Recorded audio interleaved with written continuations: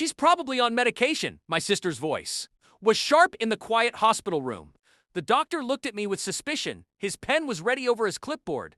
But then the door opened, and a man in a nice suit walked in. "I am looking for District Attorney Henderson," he said. The room became very quiet.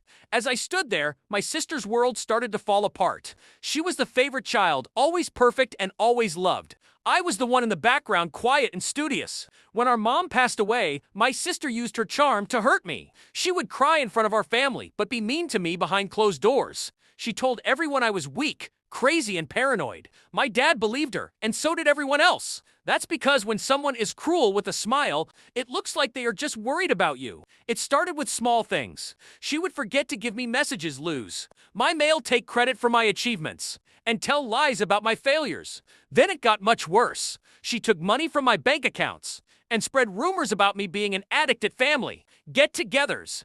Every time I tried to argue, she would tilt her head, sigh, and say she's not well. We need to be kind to her. She made me look unstable, and everyone believed her performance. But a mask will break if you push on it hard enough.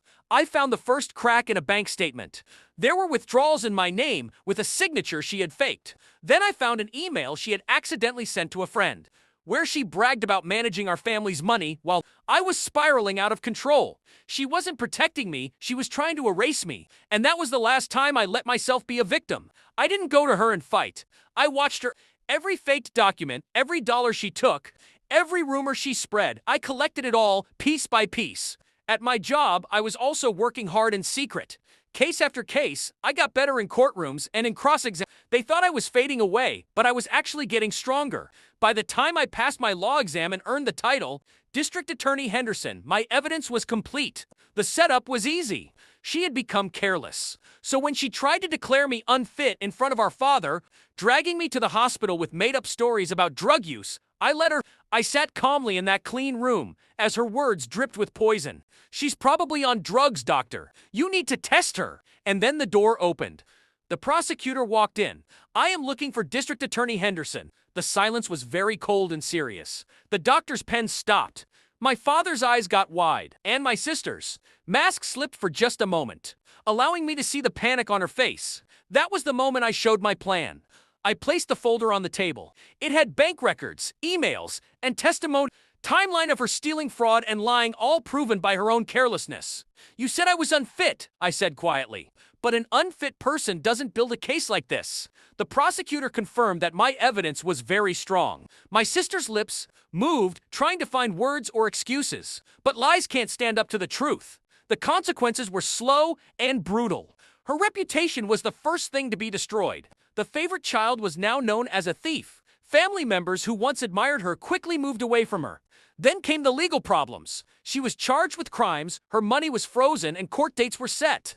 The ultimate irony was when she stood before a judge begging for mercy, and her sister, the one she tried to call broken, was standing at the prosecutor's table, strong and unmoving. Do I regret it? No. Regret is for mistakes. This was a planned action. For years, she made me doubt my mind and my worth. But I learned that being quiet is not a weakness. Being quiet is a strategy. And when the time is right, being quiet becomes the strongest weapon of all. My dad still has a hard time with it. He avoids looking me in the eyes when we meet. I think he sees every time he believed her lies reflected in my stare. He wants my forgiveness, but forgiveness is not mine to give. Not when he helped her try to bury me alive. I don't hate him, but I will never let him forget. My sister is in prison now. Letters arrive filled with desperation, excuses, and weak apologies. I don't write back because the only answer she deserves is the sound of her own silence. She's probably on drugs. Her words sometimes play in my head, but they no longer hurt. They remind me of the stage she built for my victory. Because in that hospital room, when the prosecutor entered asking for District Attorney Henderson, I didn't just clear my name, I ended hers. Revenge doesn't need fireworks. It needs patience. It needs precision. It needs the moment when your betrayer realizes the person they tried to erase is the one writing their final chapter. And I wrote hers in bold, permanent ink.